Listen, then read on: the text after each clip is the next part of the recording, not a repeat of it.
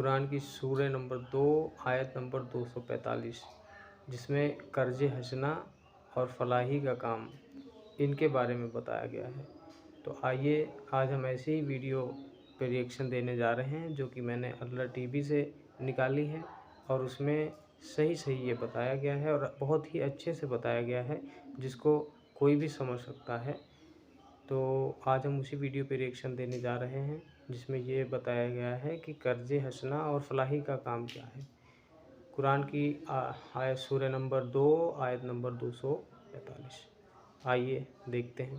مجھے یاد ہے بہت سے لوگوں نے، صحافیوں نے بھی سرکار سے کئی مرتبہ اس طرح کا سوال کیا کہ جی دیکھیں فلاں تنظیم یہ کام کر رہی ہے، غریبوں کی مدد کر رہی ہے، غریبوں کو کھانا کھلا رہی ہے، فلاحی کام کر رہے ہیں، تو آپ فلاحی کام کی طرف کیوں نہیں جاتے؟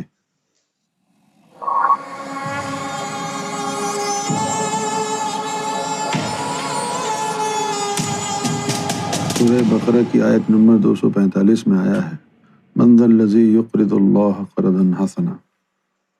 جس دور میں یہ آیت نازل ہوئی ہے تو اس وقت مسلمانوں کے جو معاشی حالات ہیں وہ زیادہ اچھے نہیں تھے، بہت ہی معاشی طور پر کمزور تھے، اور یہ وہ وقت تھا کہ جب دین اسلام کی بنیاد رکھی جا رہی تھی۔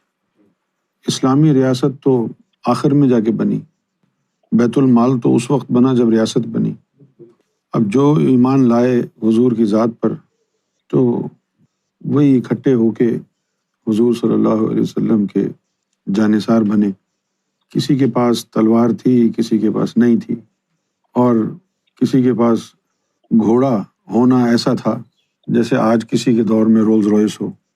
تو اب یقینی بات ہے کہ اگر کفار سے معرکہ ہوگا، جنگ ہوگی، تو ہاتھوں سے تو لڑنے سے رہے، اس کے لیے تو ساز و سامان چاہیے، اس کے لیے آرمر بھی چاہیے، ڈھال آرمر بھی ہوتا ہے نا، جیسے تلوار کے وار کو روکا جاتا ہے، تلواریں چاہیے۔ اور اس دور میں تلوار جو تھی وہ مردوں کا زیور کہلاتی تھی، جولری۔ تو اب تاکہ تمام لوگوں کے پاس ساز و سامان آ جائے، اس کے لیے پھر اللہ تعالیٰ نے یہ کہا کہ اسلام کی جڑوں کو مضبوط کرنا اللہ کو قرضہ دینا ہے۔ تو دین اسلام کو سولیڈیفائی کرنا، اس کو مضبوط بنانا، یہ اللہ تعالیٰ نے ان کو یہ کہا کہ بھئی یہ تم ایسا سمجھو کہ اگر تم اسلام کی مدد کرو گے تو گویا تم نے اللہ کو قرضہ دیا ہے۔ تو آج کے دور میں اگر اس کو دیکھا جائے تو یہ جو حق کا جو بھی مشن ہے، جس کے ذریعے بندے کا تعلق رب سے جڑتا ہے، خواہ وہ کوئی بھی کر رہا ہے کام، اس کی مدد کرنا قرض حسنہ ہے۔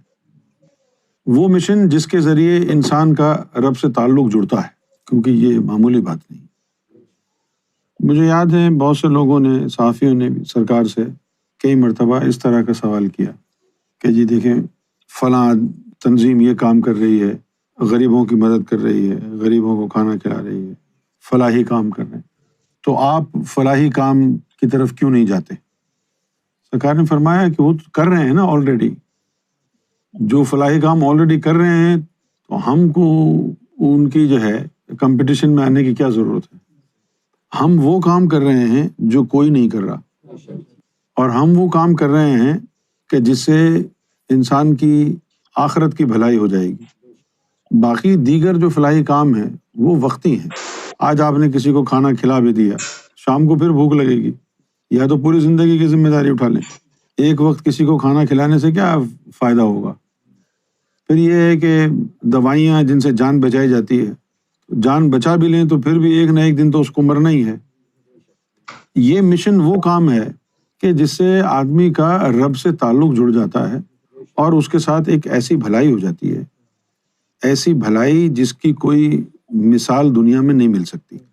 یہ وہ کام ہے، اس کی مدد کرنا اللہ کی مدد کرنے کے مترادف ہے، اور اس مشن کی مدد کرنا قرض حسنہ دینے کے مترادف ہے۔ رہ گئی بات دیگر فلاحی کاموں کی، تو ہر کام کا اپنی ایک اہمیت ہے۔ یہ مطلب نہیں ہے کہ بھئی باقی فلاحی کام بند کر دیں، آپ سارے کرنے ہیں، لیکن سارے کام کو ایک آدمی تو نہیں کرے گا نا، جو جس میں ایکسپرٹ ہے وہ کام کرے۔ اب جیسے عیدی عبدالستار عیدی تھے، وہ جو کام کر رہے تھے اور کر رہے ہیں، ان کی تنظیم ابھی بھی کر رہی ہے، وہ کام اپنی جگہ بہت امپورٹنٹ ہے، اس کی اہمیت کو جٹلایا نہیں جا سکتا۔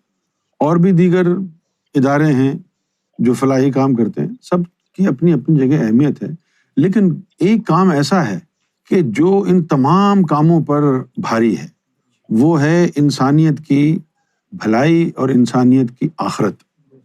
یہ تمام مدد ہو جائے، لوگوں کا فری علاج ہو جائے، لوگوں کو کھانا مل جائے، لوگوں کے کاروبار بنا دیے جائیں، خوشحال ہو جائیں، اس کے بعد اگر وہ جہنم میں چلے جائیں تو پھر سب سے حاوی کون سی ہوگی کامیابی؟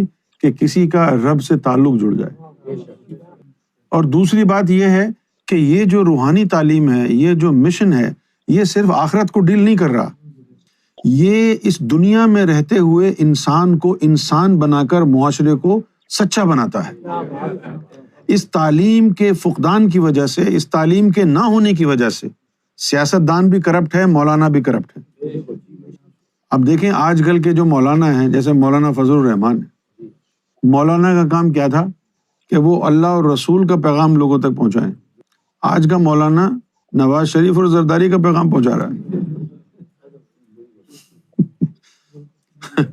حالانکہ اس کا کام اللہ رسول کا پیغام پہنچانا تھا۔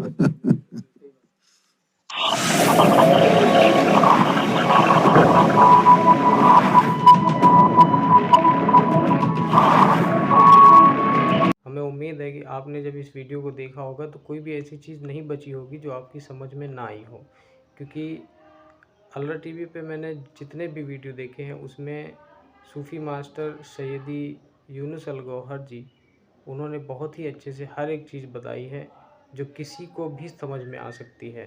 خیر، آپ کو کیسا بھی لگا یہ ویڈیو آپ کمنٹ میں ضرور بتائیں، اور اگر آپ بھی ایسی ہی دیگر معلومات حاصل کرنا چاہتے ہیں تو الرا ٹی وی چینل یوٹیوب پہ سرچ کریں اور وہاں پہ جائیں، ایسے ہی بہت سارے ویڈیو دیے ہوئے ہیں اور ایسے ہی آپ دیگر معلومات حاصل کر سکتے ہیں۔ اور اگر دیگر اور آگے جا کر کے اگر آپ ذکر بھی لینا چاہتے ہیں تو وہاں پر بہت سارے کانٹیکٹ دیے ہوئے ہیں ہر ایک ویڈیو میں، وہاں سے کانٹیکٹ نکالیں اور واٹس ایپ کال کریں اور ذکر لے سکتے ہیں۔ لیکن ذکر لینے سے پہلے آپ ان ویڈیو کو دیکھیں اور جو بھی من میں سوال ہیں وہ سوال کریں۔ اگر آپ کو لگتا ہے کہ نہیں سچائی ہے یہاں پہ تو آپ ذکر لیں، اور ذکر آپ کا ایک ہفتے میں ہی چل جائے گا۔